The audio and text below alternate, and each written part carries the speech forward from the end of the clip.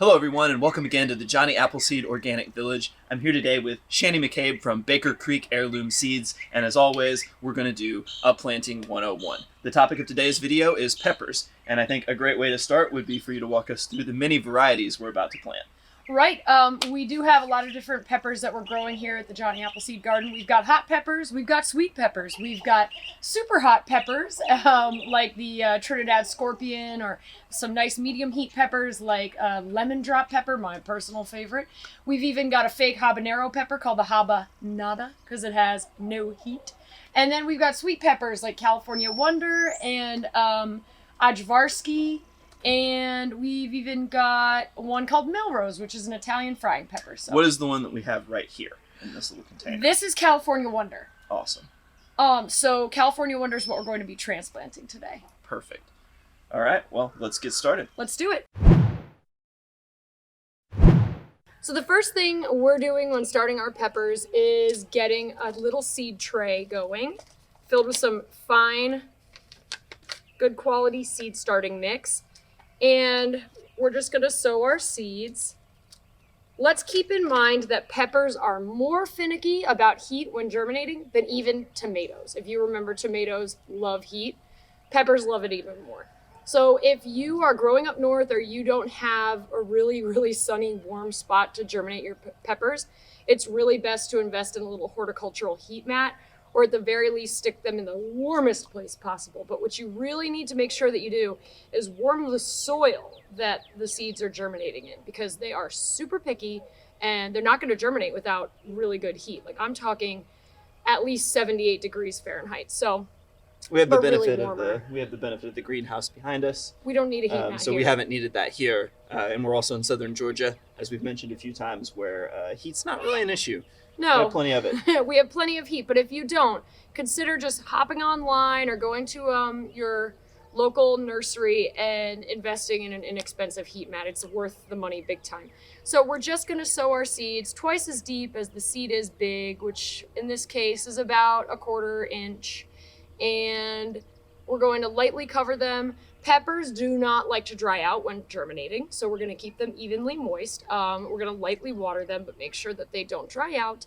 And with a heat mat and even watering, they should germinate in about 2 weeks. About 14 days later, you'll see them popping, sometimes sooner, sometimes a little bit longer. If you're growing extra super hot peppers, like the Trinidad Scorpion, the world's hottest peppers, give it like 28 days. They're super slow to germinate and really like super crank the heat on super hot peppers. I'm talking 90 degrees Fahrenheit to germinate some of the hottest peppers in the world. So super heat, consistent water, plant them, lightly cover them.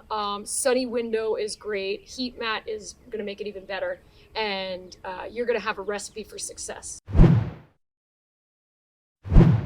So a few weeks after germination, we have a nice, well-rooted plant. Our seedlings have become well-rooted in their tiny little seedling tray, and it's time to step them up. What does stepping up mean? Stepping up means when you put a plant into a bigger pot.